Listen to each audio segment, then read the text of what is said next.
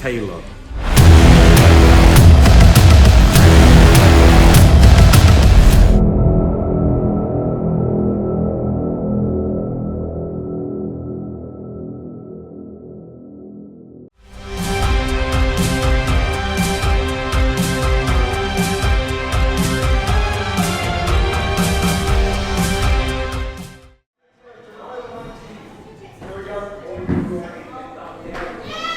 Number 2 is such a dangerous spot. You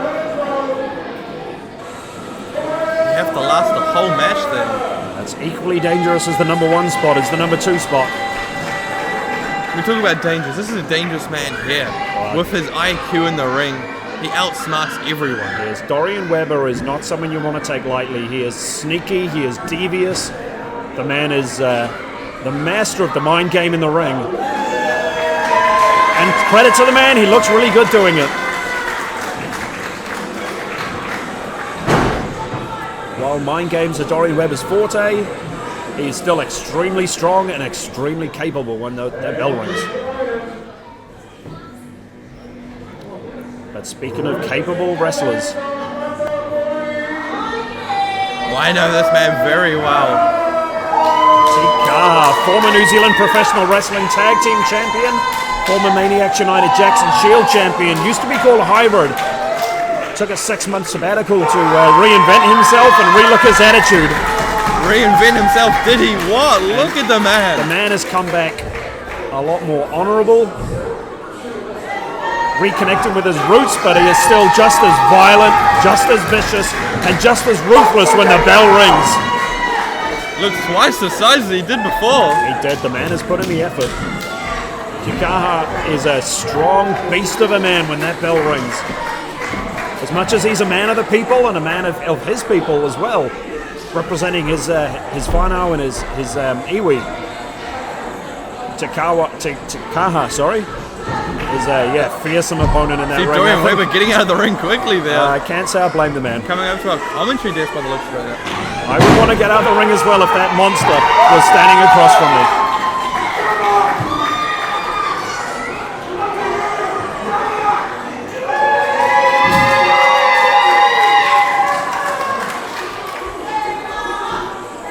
And you have to remember the loser of this match will go on to be number 2 in the Rumble. You got to think though, number 2 in the Rumble for Kaha might favour him, the big man himself. Who would be able to throw Kaha over the top rope? Well, you're right. He does give him a bit of an advantage being a big man. It's a lot harder to get him out of the ropes, but As much as I appreciate the love, do not say the H word. as he said, he's reinvented himself from the H word hybrid. Is Kaha. There's a lot I disagree with Dorian Webber on, but to be fair, those guns are pretty nice. He's in good shape. I don't like the man, but he is speaking facts. But if we're talking about the guns of Dorian Webber, we have to talk about the artillery of Kaha.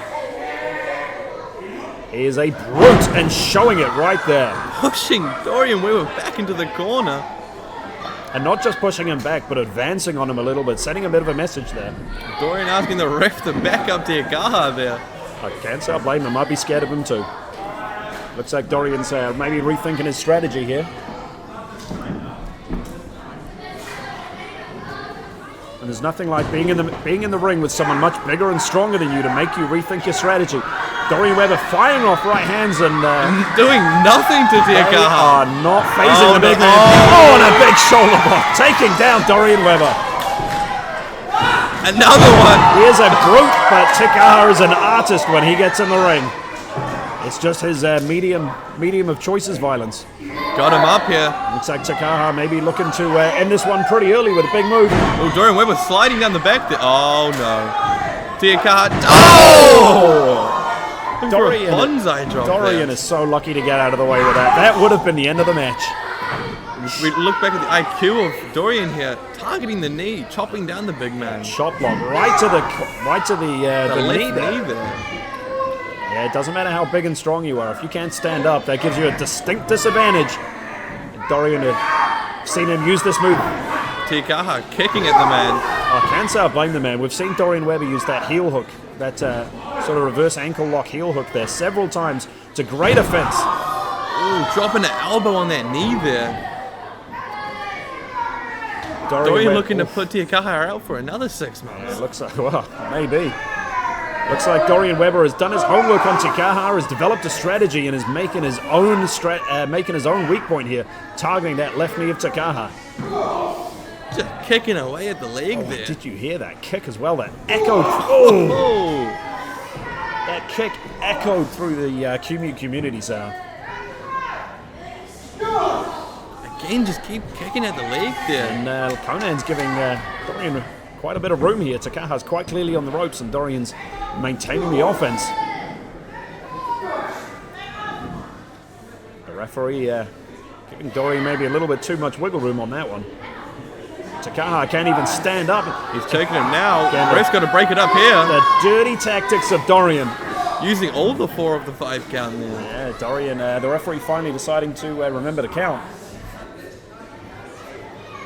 We talked about earlier mixing up offense there, going from, the defiance there of Kaha. He's feeling pain in his knee. He's partially choked out, but still ever the fighter. Again there, you see Dorian just kicking at the knee. Dorian is going to make Kaha pay for that disrespect. I don't know what. Oh my God! Bending the knee. I don't know what Dorian calls this, but it looks goddamn painful. As a man dealing with a knee injury, I am looking in anguish right now. That knee should not be bending that way. No, a human knee doesn't go sideways like that. Dorian using his hip to get extra torque on Takaha's knee. Kaha, the big aggressive brute, is struggling to even get to his feet now. Dorian is clearly sensing weakness here in Kaha. The crowd firmly behind Kaha, but Kaha is really struggling to get his feet over the strength. Holding on there to the rope.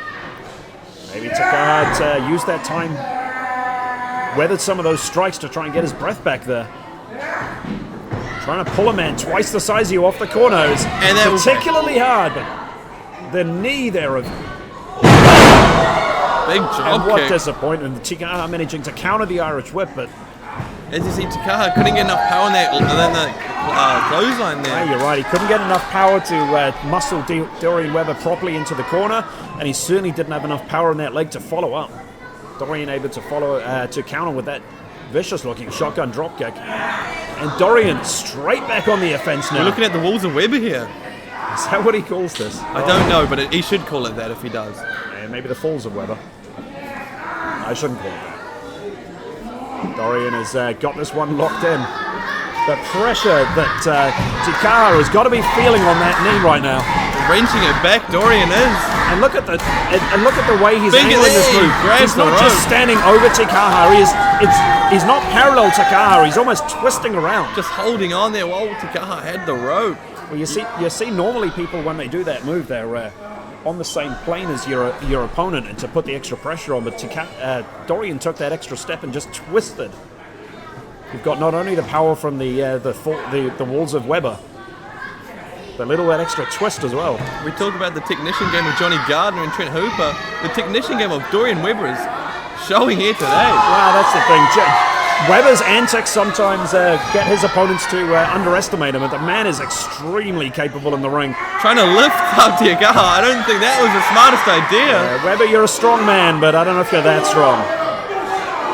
And Raining elbows from Kaha. Making him pay the elbows to the ear. Oh, and a Samoan drop from Kaha. Lifts him up with ease. Even despite that injured left leg. Did you see there? He was hobbling over to get that pin there. He definitely felt the pain on his leg when he muscled up Dorian Webber. Maybe a little bit slow to the cover because of that leg injury. That 1 second delay might have cost him the match there. Well, he could have, yeah. I've seen Kaha win matches from the Samoan drop. If he'd been a little bit quicker, he might have put Dorian away. And It looks like Kaha here calling a shot. Oh, he's put me away with this move. And Dorian has clearly done his homework, managing to muscle out. Kaha sensing the danger there, looking for a submission hold. The Maui's hook, I believe he calls it. Stomping on the feet there. Oh, no. Big enziguri. Beautiful enziguri. Right. Almost called him hybrid. Kaha is down. He's been yelling at the crowd for the H-bomb. I don't think you want to be him yelling at you next. I'd rather not, yeah. I thought that was going to be it. That was a sickening thud when Dorian Webber's foot connected with the side of Kaha's face. But Kaha might have been a weaker kick out than we would have expected, but he still managed to kick out. The man is still in this fight. Weber looking a bit frustrated here. That didn't put him away. I think he expected that was to be the end of the match, and tell you what, he wasn't the only one.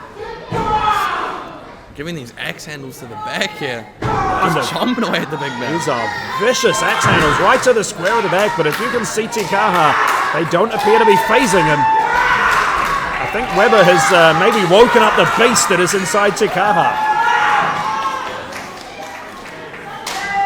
Kaha is powering up and it's leveling up now. Oh no.